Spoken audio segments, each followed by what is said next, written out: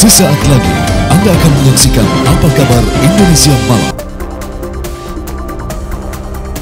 Penyanyi senior Titiek Puspa meninggal dunia di Rumah Sakit Medistra Gatot Subroto, Jakarta sore tadi pukul 16.25 waktu Indonesia bagian Barat.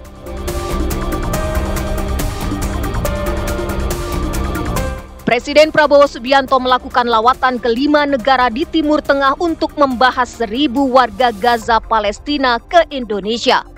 Lantas, apa yang menjadi pertimbangan Presiden Prabowo Subianto dalam mengambil langkah kemanusiaan ini?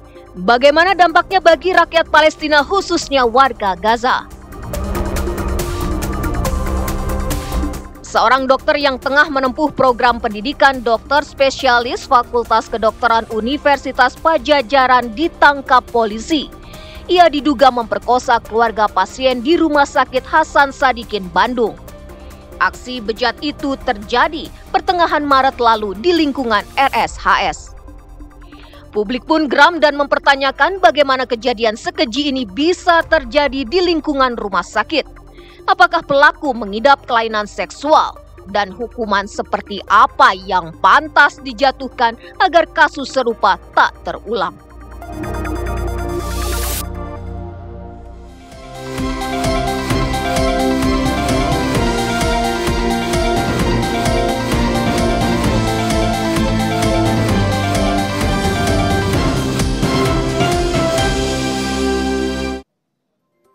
Assalamualaikum warahmatullahi wabarakatuh. Selamat malam pemirsa. Anda menyaksikan Apa Kabar Indonesia Malam. Kita masih menyoroti bagaimana kemudian mahasiswa PPDS dari Fakultas Kedokteran Unpad Priguna Anugrah yang melakukan hal yang begitu keji dan dilakukan di lingkungan rumah sakit, memperkosa anak korban secara keji. Bagaimana kemudian hal ini bisa terjadi di lingkungan rumah sakit? Bahkan polisi Polda Jawa Barat juga menduga korban tak hanya satu, kemungkinan ada 3 korban bahkan lebih. Ini yang kemudian masih didalami oleh pihak kepolisian dengan dugaan lain di mana Priguna Anugrah diduga mengalami kelainan seksual. Bagaimana hal ini tidak terdeteksi pada saat psikotes sebelum melakukan PPDS? Mengapa hal ini baru terungkap sekarang? Kami coba akan dalami hal ini dalam diskusi kami di Apa Kabar Indonesia Malam bersama dengan saya Maria Segaf. Dan saya Anda pemirsa juga akan mengajak Anda untuk melihat bagaimana perkembangan terkini dari kabar duka yang datang sore ini di Indonesia, yaitu penyanyi senior Titiek Puspa yang meninggal dunia di Rumah Sakit Medistra Gatot Subroto, Jakarta. Kami akan hadirkan informasi selengkapnya untuk Anda di Apa Kabar Indonesia Malam.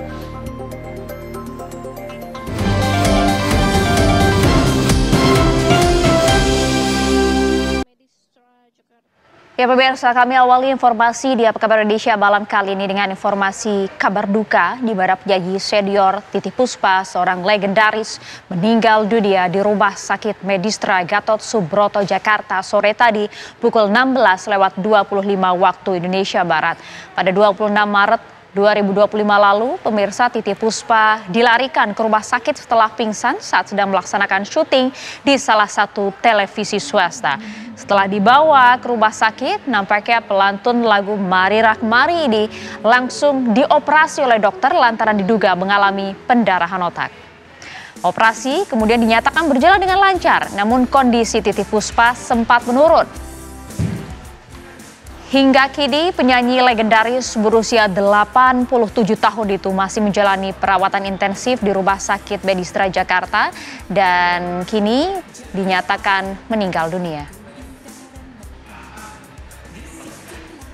Assalamualaikum warahmatullahi wabarakatuh. Inna lillahi wa inna ilaihi rojiun. Telah wafat ibu kami, Eyang Buyut, mertua Eyang Buyut, Ibu Titiek Puspa, Ibu Hajah Titiek Puspa, usia 87 tahun. Hari ini 10 April 2025 pukul 16.25 di Rumah Sakit Medistra dengan tenang, dengan damai. Terima kasih atas doa-doa dari handai tolan, sobat, sahabat, kerabat, sejawat, Eyang Titik Puspa yang dirahmati Allah Subhanahu wa Ta'ala, se-Indonesia. Mohon maaf apabila ada kesalahan dari Kami ajak Anda pemirsa bergabung dengan rekan-rekan kami untuk mengetahui bagaimana informasi terkini mengenai berpulangnya Titi Puspa. Bersama rekan kami ada Fatimah Albar di Rumah Sakit Medistra Jakarta dan juga Haidar Faisal di Wisma Puspa Pancoran Timur. Kita saksikan bagaimana kemudian kondisi terkini di Rumah Sakit Medistra Jakarta. Fatimah, silakan. Ya,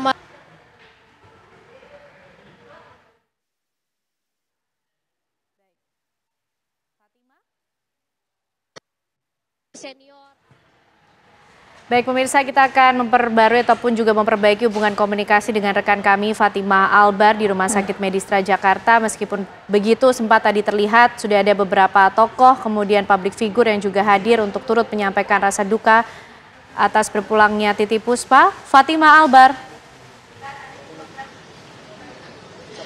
Ya, Maria Segaf, Kenalan dan juga pemirsa sekali lagi mengucapkan Innalillahi Rojiun telah meninggal dunia. Penyanyi legendaris Titi Puspa di Rumah Sakit Medistra tempat saya melaporkan saat ini pada pukul 16.25 waktu Indonesia bagian Barat. Dan memang setelah tadi disampaikan oleh anak mendiang dari almarhum Titi Puspa membenarkan bahwa tadi meninggal pukul 16.25 waktu Indonesia bagian Barat, sudah mulai berdatangan beberapa tokoh. Dari tadi kami sudah menanyakan atau melihat langsung ada Farhad Abbas yang kemudian langsung naik ke atas, dan baru saja sekitar 3 menit yang lalu kami melihat Inul Daratista hadir langsung turun dari mobilnya dengan tangisan yang kita lihat sama-sama menyampaikan dukanya atau rasa sedihnya atas berpulangnya artis senior Titi Puspa. Dan memang tadi Inul tidak bisa menyampaikan banyak perkataan, hanya ia sedikit menyampaikan bahwa dirinya sudah sejak tadi menunggu di sini dan tadi baru saja ke rumah sebentar untuk berganti baju, kemudian langsung datang kembali ke Rumah Sakit RS Medistra.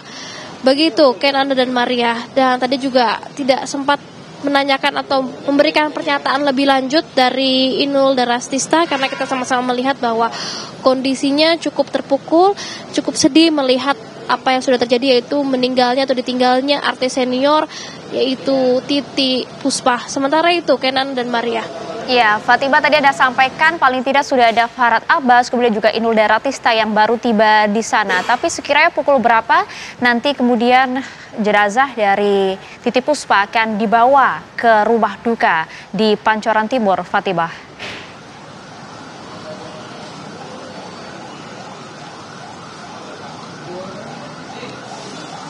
Fatimah?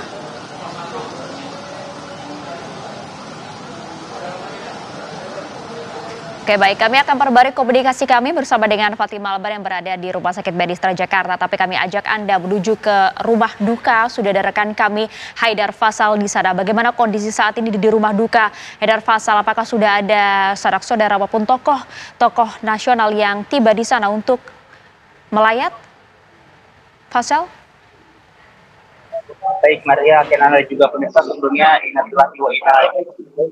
Kabar duka ini datang dari salah satu penyanyi legendaris dan juga bintang seni peran Indonesia Eyang Titik Puspa, di mana Eyang Titik Puspa dikabarkan meninggal dunia pada hari Kamis ini, tanggal 10 April 2025 pada pukul 16:25 waktu Indonesia Barat, usianya yang 87 tahun, setelah melakukan perawatan di Rumah Sakit Medistra Jakarta. Dan untuk menjawab pertanyaan Maria dan juga Ken Ara, kami akan segera berikan gambaran ini di situasi ini Wisma Puspa, di mana tempat ini akan menjadi tempat persemayaman dari Eyang Titik Puspa nantinya sebelum nanti akan dimakamkan.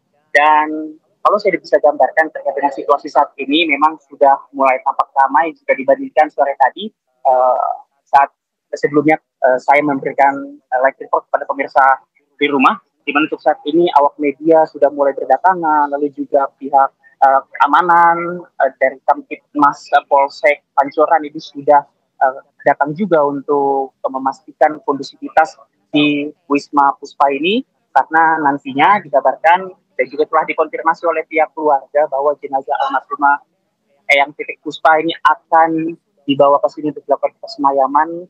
Dan juga pemirsa bisa lihat, Ken Ana, Maria juga bisa lihat bahwa di Wisma Puspa yang berada di Jalan Pancoran Timur Raya, Pancoran Jakarta Selatan ini sudah dipasang juga, ada sejumlah tenda, ada 1 dan juga ada dua tenda yang sudah dipasang oleh pihak keluarga untuk menyambut para tamu yang nantinya akan menyelawat jenazah dan juga mendoakan jenazah dari almarhumah Eyang Titik Puspa di Wisma Puspa ini.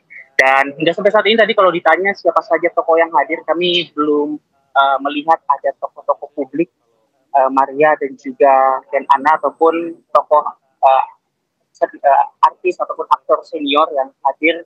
Kami baru melihat pihak keluarga, di mana pihak keluarga ini bisa Maria dan juga Ken Ana lihat semuanya mengenakan pakaian warna putih.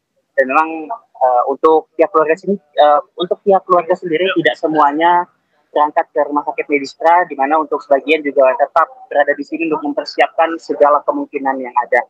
Adapun untuk pihak keluarga yang di sini, tadi kami mendapatkan informasi ini merupakan adik-adik dari Eyang Titik Puspa dan juga sejumlah cucu-cucu dari Eyang Titik Puspa. Dan memang hingga sampai saat ini kami masih menunggu kehadiran dari Eyang Titik Puspa yang tadi kami sempat berbincang kepada security di sini yang mendapatkan informasi bahwa sepertinya sehabis bisa ataupun sekitar pukul 7 lewat mungkin Eyang Titik Puspa akan segera dibawa ke tempat persemayangan ini. Namun kami masih terus akan mengkonfirmasi kepada pihak keluarga, karena sampai saat ini pun pihak keluarga belum mau memberikan keterangan persnya kepada kami para media menunggu di luar gerbang. Pihak keluarga masih fokus untuk menyalami dan juga menyambut para rekan ataupun rekan-rekan ataupun saudara-saudara dari Eyang Titik Puspa juga yang secara berangsur ini sudah mulai datang, Ken Ana, Maria dan juga pemirsa ke Wisma Puspa tempat Eyang Titik Puspa yang dapat disemayamkan. Tentu kita akan tunggu Maria, Ken Ana dan juga pemirsa. Hingga sampai saat ini kami masih juga belum diperbolehkan untuk masuk. Awak media masih terus berada di luar gerbang, dan mungkin Ken Ana dan juga Maria juga bisa melihat situasi di sini, banyak awak media dan belum ada karangan-karangan bunga yang dikirimkan oleh berbagai pihak. Baik. Demikian Ken Ana, Maria dan juga pemirsa, kami kembalikan ke studio. Baik, kita masih akan terus memperbarui informasi tentunya dari setiap perkembangan bagaimana kemudian almarhum atau jenazah almarhum dari Titik Puspa ini akan dibawa dari rumah sakit menuju ke Wisma Puspa tempat disemayamkannya nanti almarhumah Titik Puspa. Terima kasih rekan-rekan atas informasinya. Ya pemirsa, Titik Puspa sedang lara, penyanyi legendaris berusia 87 tahun ini meninggal dunia setelah sempat tak sadarkan diri pada 26 Maret lalu. Kini keluarga, sanak saudara dan para sahabat ikhlas atas kepulangan Titik Puspa. Lepas di kau pahlawan. Wanita bernama asli Sudarwati ini lebih dikenal publik dengan nama Titik Puspa.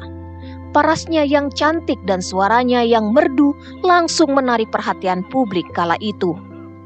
Karir menyanyi Titik Puspa dimulai di Semarang, Jawa Tengah, saat ia mengikuti kontes bintang radio.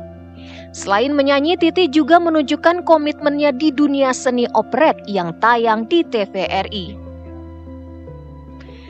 Karir Titik Puspa semakin meroket sejak menjadi penyanyi tetap di Orkes Studio Jakarta. Titik pun menelurkan sejumlah lagu hits yang masih dikenal hingga kini.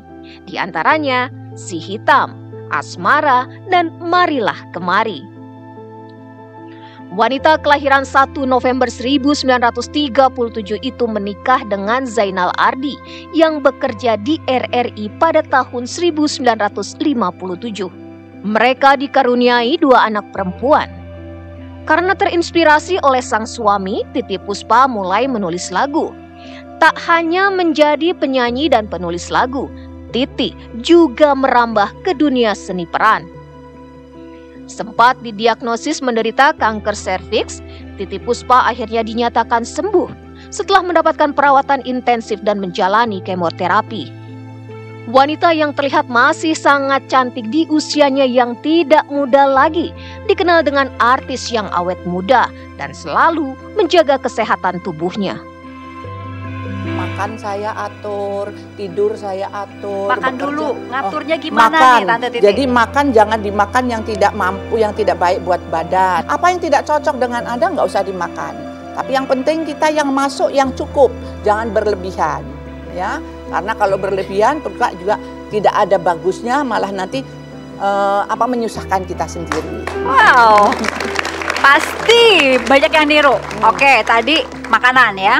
Olahraga? Ada apa aja, apa jalan kaki, apa bergerak begini, terus apa saja. Pokoknya, Rutin nggak? Pagi misalnya jam 5 bangun pagi jalan. Nggak usah bikin susah orang. Jadi yang mana ada waktu kesempatan. Pokoknya kita bergerak, bernafas, ya, menarik tangan ke sana, ke kiri, ke atas. Ini nanti kalau ke atas sobek. Jadi.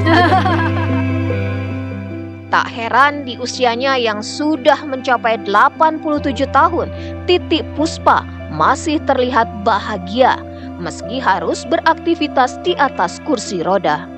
Kamis sore ini, legenda musik Indonesia Titi Puspa telah berpulang ke Sang Pencipta. Setelah mendapatkan perawatan di rumah sakit karena tak sadarkan diri usai menjalani syuting dan menjalani operasi pendarahan otak kiri. Sebelum terbaring di rumah sakit, wanita berusia 87 tahun ini sempat memberikan ucapan selamat Hari Raya Idul Fitri di akun Instagram pribadinya. Saya Titi Puspa yang mengucapkan selamat Hari Raya Idul Fitri 1446 Hijriah. Minal aidin wal faizin, mohon maaf lahir batin, cium cinta dan doa dari Ilang. Bye-bye. Selamat jalan legenda Indonesia. Selamat beristirahat dengan tenang. Titi Puspa.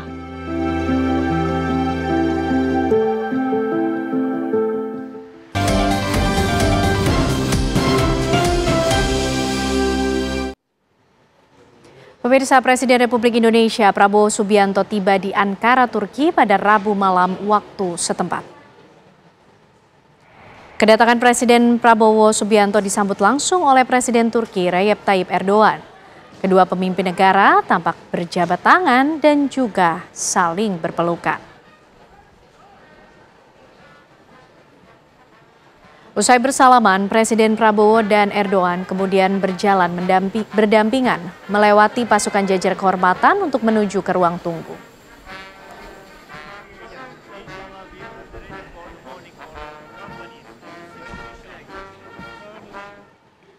Presiden Prabowo Subianto mengaku siap mengevakuasi warga Gaza ke Indonesia. Kepala negara menyebut syarat evakuasi adalah semua pihak menyetujui evakuasi hanya bersifat sementara. Warga Gaza akan kembali ke tempat asalnya jika kondisi Gaza sudah membaik. Presiden Prabowo akan mengutus Menteri Luar Negeri Sugiono untuk mengonsultasikan hal ini dengan pemerintah Palestina dan negara-negara Timur Tengah. Jika rencana disetujui, Indonesia akan mengirim pesawat untuk menjemput 1.000 warga Palestina yang perlu dievakuasi. Prabowo akan melakukan kunjungan ke sejumlah negara di kawasan Timur Tengah untuk berkonsultasi terkait dengan penanganan konflik Gaza. Mengevakuasi warga Gaza ke Indonesia bukan persoalan mudah. Dinamika persoalan di dalam negeri bisa saja muncul akibat mengevakuasi warga Gaza ke Indonesia. Untuk menerima korban-korban yang luka-luka, kami nanti segera akan mengirim Menteri Luar Negeri untuk diskusi dengan pemerintah Palestina, dengan pihak-pihak di daerah tersebut, bagaimana pelaksananya untuk kami siap mengevakuasi mereka yang luka-luka, mereka yang kena trauma, anak-anak yatim piatu, pesawat-pesawat untuk mengangkut mereka. Kita memperkirakan mungkin jumlahnya sekitar 1.000 untuk gelombang pertama. Syaratnya adalah semua pihak harus menyetujui hal ini.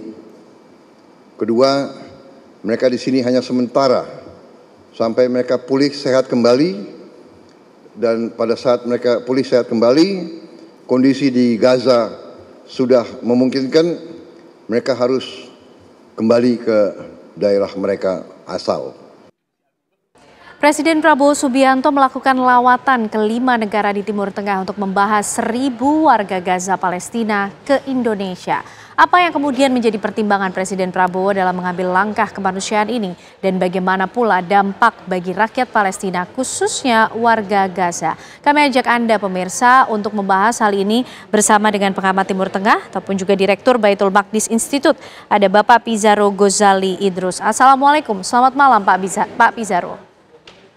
Waalaikumsalam warahmatullahi wabarakatuh, Mbak Ana. Baik, Pak Pizarro, kalau kita melihat kemudian bagaimana fokus dari Presiden Prabowo Subianto untuk bisa mengevakuasi 1.000 warga Gaza ke Indonesia, Pak Pizarro melihat apa yang kemudian menjadi pertimbangan terbesar? Apakah ini merupakan suatu gerakan ataupun juga aksi nyata yang ditunjukkan Indonesia? Iya, terima kasih Mbak Ken ya.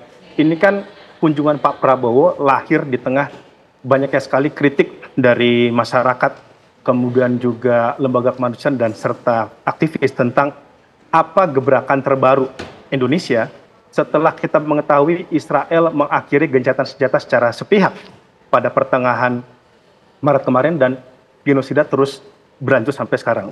Kalau kita lihat, ini belum ada gebrakan terbaru ya dari pemerintah ya, walaupun di genosida jilid pertama ya, saya membagi genosida jilid pertama dan yang sekarang setelah gencatan senjata berakhir menjadi genosida jilid kedua ya. Makanya kan Pak Prabowo dalam pidato keberangkatan mengatakan kami ini pemerintah banyak sekali diminta untuk lebih aktif ya untuk mengatasi problematika yang terjadi di jalur Gaza. Tetapi masalahnya Mbak Ken ya, bahwa kalau tujuan kita dalam tur Timur Tengah hanya untuk membahas mengenai evakuasi warga Gaza dari sana untuk kita bawa ke Indonesia, ini menurut saya ada beberapa catatan kritis, Mbak Ken ya. Pertama, saya baru-baru ini ke Mesir ya, beberapa bulan lalu saya ke Mesir, dan itu juga udah pernah kita sampaikan bahwa ada niat dari berbagai kalangan di Indonesia untuk membawa para pasien Gaza yang ada di Mesir untuk kembali untuk dibawa ke Indonesia. Ternyata pihak otoritas Mesir jawabannya itu menarik, Mbak Ken. Mereka mengatakan ketersediaan dokter, rumah sakit, dan fasilitas medis di Mesir itu masih mencukupi untuk menampung atau merawat para pasien yang ada di jalur Gaza seperti itu. Jadi ini sebenarnya bukan isu sangat urgen.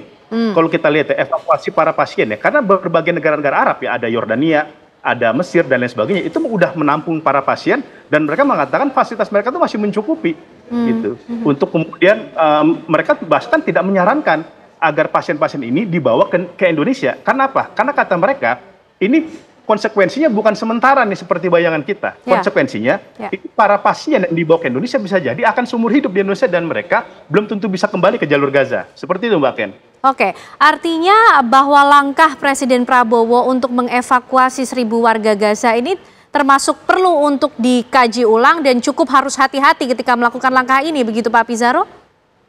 Iya, walaupun kita memang melihat ya, ini kita harus tetap apresiasi ya niat baik pemerintah ya, bahwa Indonesia tetap concern terhadap kondisi genosida yang terjadi di jalur Gaza. Tapi menurut saya, sebagai negara muslim terbesar di dunia, kita punya sejarah panjang perjuangan melawan advokasi dalam isu Palestina. Menurut saya sayang kalau tur Timur Tengah ini hanya ditujukan, tujuan utamanya hanya untuk mengevakuasi para pasien dari jalur Gaza. Itu pun kita belum jelas nih Mbak Ken. Ini para pasien pengungsi Palestina yang sudah keluar dari jalur Gaza, which is itu ada di Mesir, di Uni Emirat Arab maupun di negara-negara lain, atau para pasien yang ada atau para korban yang masih ada di dalam jalur Gaza, gitu. Ini pun juga menjadi tanda tanya bagaimana cara nanti mengeluarkannya, karena koridor Philadelphia yang itu membatasi wilayah Mesir dan wilayah Gaza sekarang itu dikuasai oleh para penjajah atau tentara-tentara Israel yang ada di sana, kayak gitu ya. Nah ini kita masih belum jelas nih konsepnya nih. Ini pengungsi yang di mana nih mau dibawa pulang? Tetapi lagi-lagi itu, kalau memang tujuan utamanya hanya untuk mengevakuasi, menurut saya sayang-sayang Apalagi ini turnya sepekan kepada negara-negara di Timur Tengah. Seharusnya kita harus lebih dari itu. Baik. Kita harus memimpin diplomasi mengakhiri genosida Gaza. Oke, baik Pak Pizarro, kira-kira kemudian dampak seperti apa yang juga akan dirasakan oleh rakyat Palestina, khususnya warga Gaza, melihat keputusan yang diambil oleh Presiden Prabowo, dan mungkin juga dampaknya di Timur Tengah sendiri, serta aksi seperti apa yang sebetulnya tepat untuk diambil oleh Indonesia? Gini, Malaysia itu udah punya kasus ya, bagaimana mereka itu mengevakuasi ratusan para pasien-pasien dari jalur Gaza. Dievakuasi oleh Malaysia, kemudian dirawat di Malaysia, ternyata para pengungsi asal Gaza ini nggak betah, karena mereka diperlakukan seperti tahanan tuh, kan pasti akan diawasi 24 jam tuh Mbak Ken. Oleh tentara, ya oleh militer kita, karena ini para pasien yang menjadi korban genosida Gaza, di mana ini menjadi pusat dari konflik geopolitik yang sangat panas yang terjadi di Timur Tengah. Belum lagi nanti kultur ya, atau makanannya ya, misalkan apakah dia cocok dengan menu-menu makanan dari Indonesia dan sebagainya. Ini perlu kita pikirkan. Lalu what next setelah dia kemudian mereka keluar dari rumah sakit atau dari perawatan, ini what next nih? Apa akan kembalikan ke jalur Gaza? Kalau iya, caranya seperti apa? Diplomasi apa yang kita lakukan? Sedangkan dari pihak otoritas Mesir dulu, ketika saya ke Mesir, dia mengatakan bahwa itu akan kemungkinan akan sangat sulit. Dan harus siap bahwa ketika kita membawa para pasien Gaza ke Indonesia, itu harus siap logikanya, itu kemudian mereka seumur hidup ada di sini. Oke, Gitu. oke. Nah, seperti itu. Baik, kita akan tunggu bagaimana kemudian nanti keputusan dan juga hasil lawatan Presiden Prabowo Subianto ke Timur Tengah, khususnya mengenai melihat bagaimana permasalahan yang terjadi di jalur Gaza. Terima kasih Pak Pizarro malam hari ini atas ulasan dan juga penjelasannya. Sehat selalu Bapak. Assalamualaikum. Waalaikumsalam warahmatullahi wabarakatuh.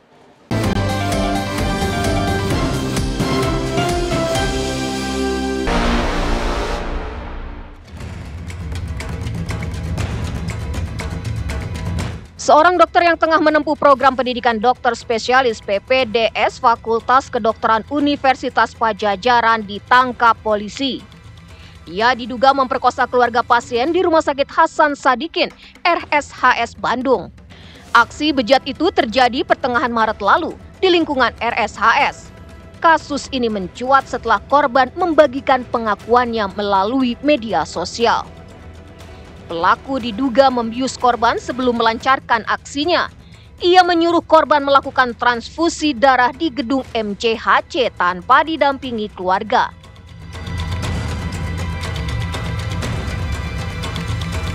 Hasil visum menunjukkan adanya sisa sperma di tubuh korban serta alat kontrasepsi yang digunakan pelaku. Tragisnya, kejahatan ini terjadi di tempat yang seharusnya menjadi ruang aman bagi pasien dan keluarga. Publik pun geram dan mempertanyakan bagaimana kejadian sekeji ini bisa terjadi di lingkungan rumah sakit. Apakah pelaku mengidap kelainan seksual? Dan hukuman seperti apa yang pantas dijatuhkan agar kasus serupa tidak terulang?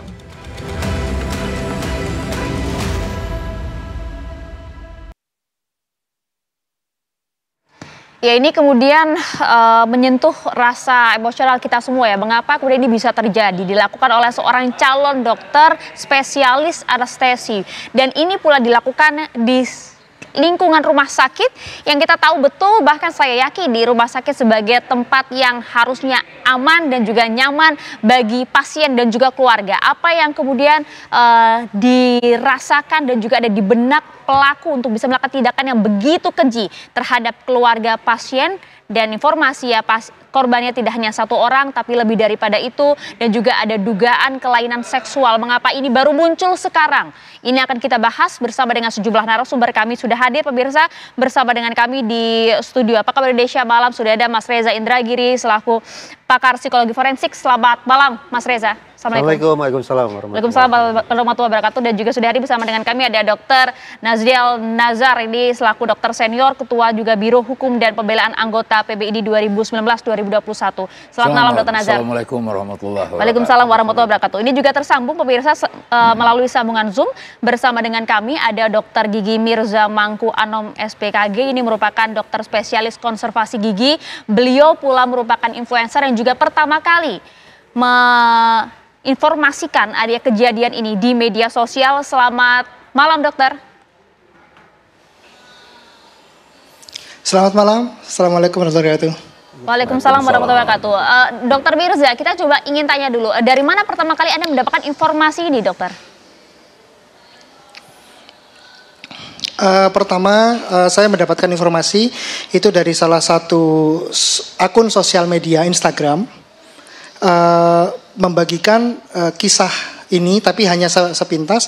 Lalu saya mendapatkan informasi yang diduga sebagai kronologinya, yaitu melalui WhatsApp. Ya, kemudian saya merasa tersentuh hati saya. Ini kejadian yang sangat keji dan biadab. Sehingga bagi saya ini harus dibongkar, harus diungkap. Sehingga saya tergerak untuk ini saya harus ungkap kronologinya, dan kemudian keluarga korban juga menghubungi saya, kakak kandung korban dan juga adik kandung korban. Iya, pada saat itu apa yang kemudian disampaikan oleh keluarga korban ini, Dokter Mirza?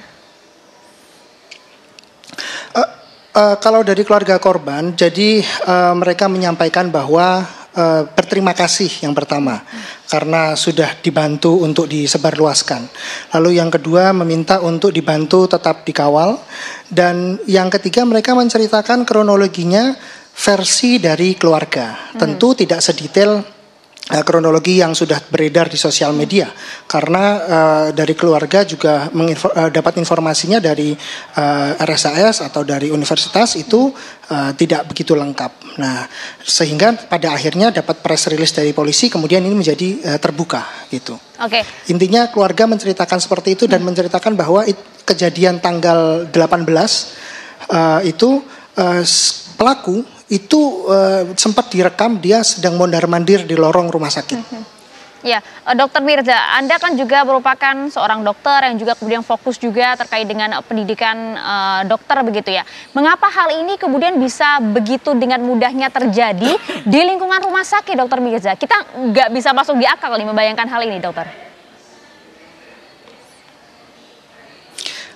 Oke, baik, terima kasih. Jadi pengalaman saya ya dan informasi yang saya dapatkan dari sekitar bahwa rumah sakit itu adalah suatu fasilitas publik yang harusnya menjadi tempat yang aman buat pasien. Namun kita perlu ingat juga bahwa di situ banyak sekali tenaga medis yang sibuk ya, dan peserta pendidik spesialis, PPDS, PPDGS mungkin, dan juga koas itu kan juga belajar di rumah sakit itu. Yang harusnya menurut saya, dan itu sudah pasti sudah dilakukan, ini dalam tanggung jawab dari kampus dan rumah sakit dan juga dosen. Tapi dosen itu juga sebagai fungsional atau dokter praktek di situ, dan banyak sekali kegiatan. Jadi beban dosen terlalu besar menurut saya. Jadi sehingga pengawasan ini sering lolos, sering tidak terawasi, sehingga terjadi masalah-masalah seperti ini, bahkan bullying dan lain sebagainya, senior dengan junior dan lain sebagainya. Ini tidak sepenuhnya diketahui oleh pihak kampus atau rumah sakit gitu. Oke, Dokter Nazar, Anda juga sepakat itu kan mungkin salah satu penyebabnya, lagi-lagi kita dengar ya ada ulah dari dokter PPDS yang melakukan tindakan yang begitu keji, Dokter Nazar. Iya, kalau terlebih dulu, Bismillahirrahmanirrahim. Terima kasih pertanyaannya. Begini, terlebih dulu formal saya harus menyampaikan, walaupun tidak cukup hanya duka dan bela sungkawa, tidak cukup. Walaupun saya tidak sampai hati juga mengatakan ini suatu perbuatan biadab seperti yang dikatakan tadi. Duka kami itu bagi korban dan juga bagi organisasi kami, sejawat pelaku itu. Nah, sederhana kita dengan mudah mengatakan ini pasti ada suatu kelainan mental. Tetapi buat saya tidak cukup hanya itu.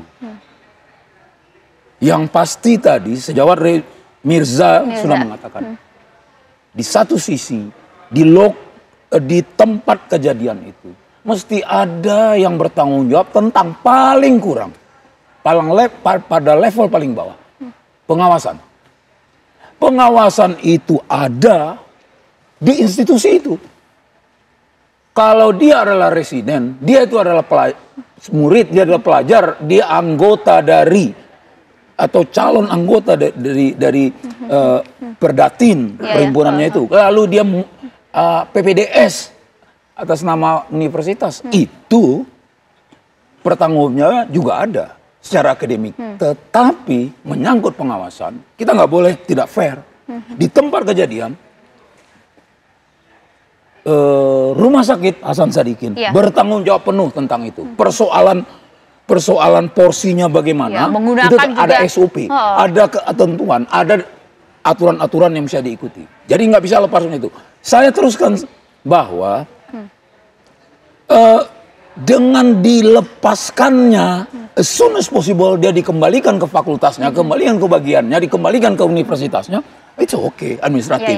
Tetapi itu tidak menghapuskan tanggung jawab waktu dari situ. Oke, tanggung jawab di situ kuncinya, Dokter Nazar ya, termasuk dan jangan juga lupa, dokter. dia baru pada semester kedua kalau saya tidak salah.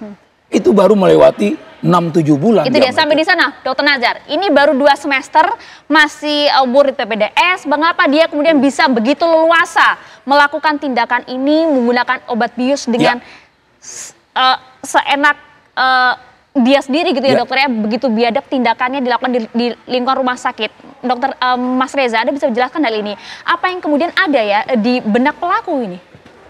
Justru kefasihan itulah, tadi kan dokter mengatakan ini semester 2, muncul pertanyaan, kok bisa-bisanya calon dokter spesialis yang baru semester 2 tapi sudah sedemikian fasih melakukan kejahatan itu? Kenapa saya gunakan kata fasih? Karena begitu saya simak kronologi peristiwa sebagaimana yang dimuat di media massa, begitu lancar dia memilih lokasi, begitu jitu dia memilih waktu, begitu dahsyat dia memilih instrumen kejahatan yang akan digunakan untuk melumpuhkan calon korbannya. Kefasihan ini justru boleh jadi merupakan indikasi. Sejak awal saya sampaikan bahwa korban oknum dokter yang satu ini boleh jadi lebih dari satu. Korbannya? Iya, kefasihan itu pertimbangan saya untuk membangun spekulasi. Baru 2 semester, Dokter Reza. Tadi makanya saya katakan, baru 2 semester sudah sedemikian dahsyat perbuatan jahatnya. Ini menandakan dia tampaknya, boleh jadi ya, ini tentu saja harus diinvestigasi, dia sudah mengalami proses pembelajaran untuk melakukan aksi kejahatan itu.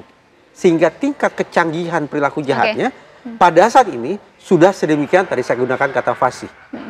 Tambah lagi. Kenapa saya memilih untuk berspekulasi yang sedemikian ekstrim bahwa korban boleh jadi lebih dari satu? Ada riset yang mengatakan, simpulannya, kalau kita bicara tentang pelaku perkosaan yang berulang, berarti residivis, kecenderungannya apa? Trennya apa? Setelah dia memangsa 5,8 orang korban, baru dia berurusan dengan hukum. Artinya, korban pertama dia lolos, korban kedua pelaku juga lolos, korban ketiga lolos, korban keempat lolos, korban kelima lolos, menjelang masuk ke korban keenam, baru dia dipergoki oleh hukum. Atas dasar hasil studi ini, maka izinkan saya, mudah-mudahan tidak bermaksud untuk mendramatisasi atau membuat situasi menjadi penuh dengan kekalutan, tetapi saya pikir demi kepentingan kita semua, agar tingkat kewaspadaan kita super maksimal terhadap oknum dokter jahat ini, izinkan saya untuk membangun spekulasi sejauh itu. Itu yang juga kemudian sedang diselidiki oleh pihak kepolisian, di mana polisi juga kemudian menyampaikan nampaknya korban lebih dari 1, diduga ada 3 korban di sini yang kemudian memang masih dimintai keterangan.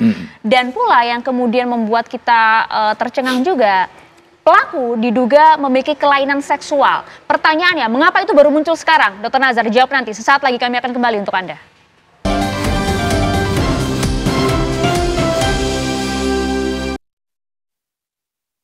Ya, kita lanjutkan diskusi pemirsa. Pertanyaan menggantung saya tadi, Dokter Nazar. Mengapa kemudian dugaan kelainan seksual ini yang sempat disampaikan oleh Polda Jabar baru terungkap sekarang? Bukankah kemudian pada saat proses memasuki PPDS sudah dilakukan juga sebuah psikotes? Ini juga kemudian PPDS anestesi, cukup berat juga sebenarnya kalau kita lihat ujian psikotes di sana. Mengapa baru terungkap sekarang, Dokter Nazar? Iya, kalau psikotes ya, itu berat memang.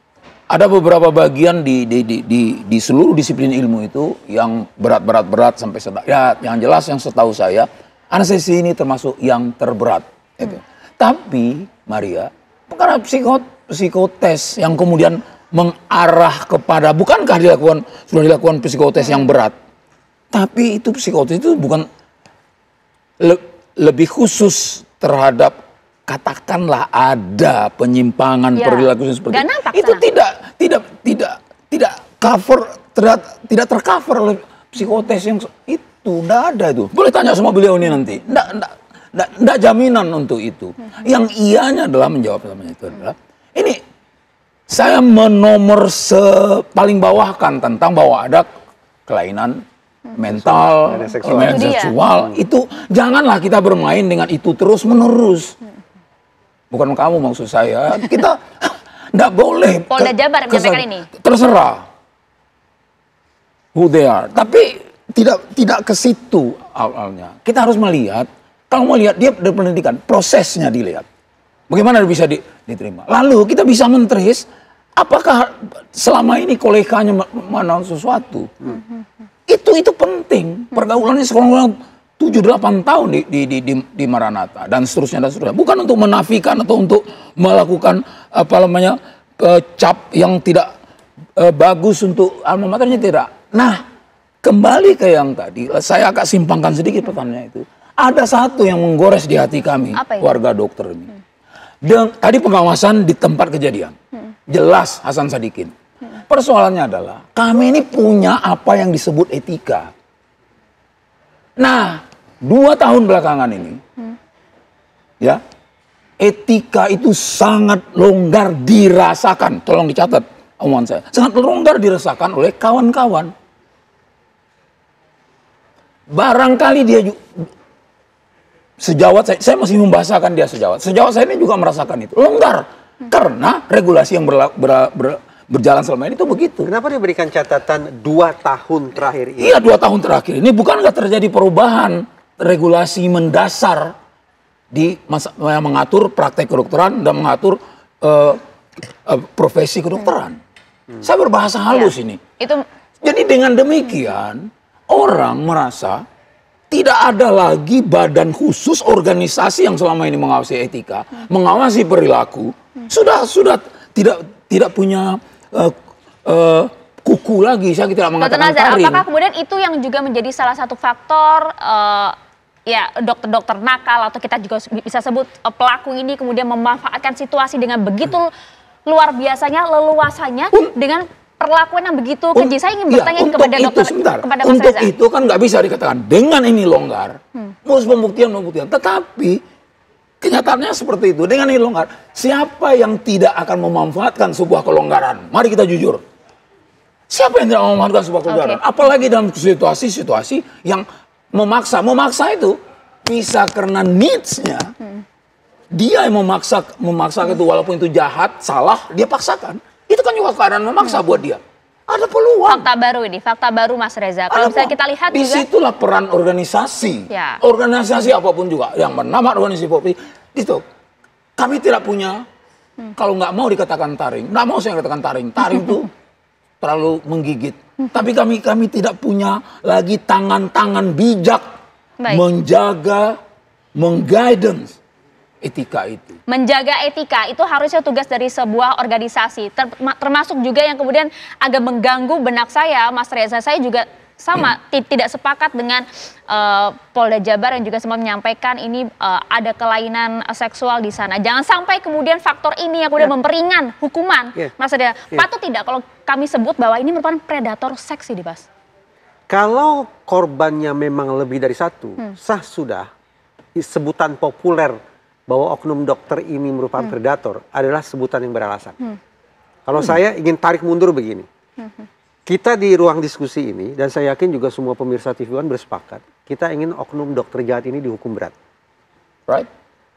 Kalau kita bersepakat bahwa oknum dokter jahat ini kalau divonis bersalah patut dihukum berat, kenapa justru narasi yang muncul dari pihak kepolisian justru memberikan celah bagi oknum dokter ini untuk mencari atau membangun strategi peringanan hukum? Narasi kekerasan seksual memang masih serba abstrak. Meskipun itu faktanya ya? Narasi kelainan seksual maksud saya. Kelainan seksual jenis apa? Tetapi paling tidak terbuka ruang diskusi, ruang untuk membangun strategi bahwa kelainan seksual ini nanti akan dieksploitasi sedemikian rupa. Sehingga pemikiran publik, bahkan pemikiran majelis hakim digeser. Tergiring ke sana. Bukan lagi menjatuhkan hukuman berat kepada pelaku, tetapi memberikan kesempatan bagi yang bersangkutan untuk menjalani rehabilitasi. Ini sebuah proses berpikir yang linear karena sejak awal dibangun narasi kelainan seksual. Itu dia. Memang tidak serta-merta kelainan seksual akan kemudian berimbas bahwa terdakwa akan diberikan peringanan hukuman. Tetapi sekali lagi, saya menyesalkan narasi kelainan seksual tidak datang dari penasihat hukum terdakwa, tapi justru dari pihak penyidik. Yang sesungguhnya merupakan ujung tombak kita, tumpuan harapan kita untuk membangun siasat hukum agar tersangka nantinya terdakwa masih dalam proses dihukum penyelidikan, Mas. seberat-beratnya. Kita nanti akan tunggu nanti seperti apa kelanjutan dari kasus ini. Tapi saya mau ke Dokter Mirza terlebih dahulu. Dokter Mirza, banyak pula yang kemudian mempertanyakan mengapa Anda pertama kali mengupload informasi ini justru di media sosial, bukan kemudian melaporkannya kepada organisasi profesi kedokteran. Adakah kemudian kritik Anda pula terkait dengan sistem PPDS ini? Dr. Mirza. Oke, terima kasih. Jadi sebelum saya, sebelum saya jawab ya, alangkah baiknya kita ini mengucapkan doa bela sungkawa terhadap ayah korban ya yang sedang dirawat. Itu kabarnya tanggal 28 kemarin beliau wafat. Jadi kita sampaikan empati dan berduka cita dan doa untuk beliau ya. Jadi bagaimanapun juga kami sebagai seorang dokter itu harus mengedepankan empati. Dan yang kedua adalah saya ingin melihat ini dari sudut pandang yang lebih luas, bukan hanya terfokus pada kasus predator seks yang ada di PPDS itu ya.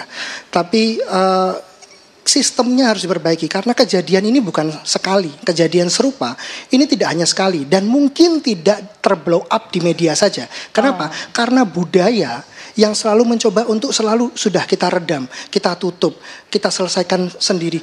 Nggak bisa. Menurut saya ini sudah bukan eranya. Ini sudah keterlaluan. Ini sudah sangat keterlaluan. Bukan hanya kasus pelecehan seksual seperti ini, tapi banyak seperti kasus bullying dan lain sebagainya. Saya setuju kepada dokter tadi yang mengucapkan bahwa pengawasan ini harus diperketat. Pengawasan dari siapa yang mengawasi? Ya, Dokter Nazar. Ya, dari lembaga atau dari kalau misalkan yang dokter berpraktek ya dari organisasi atau misalkan PPDS ya dari universitas, dari rumah sakit yang dititipkan.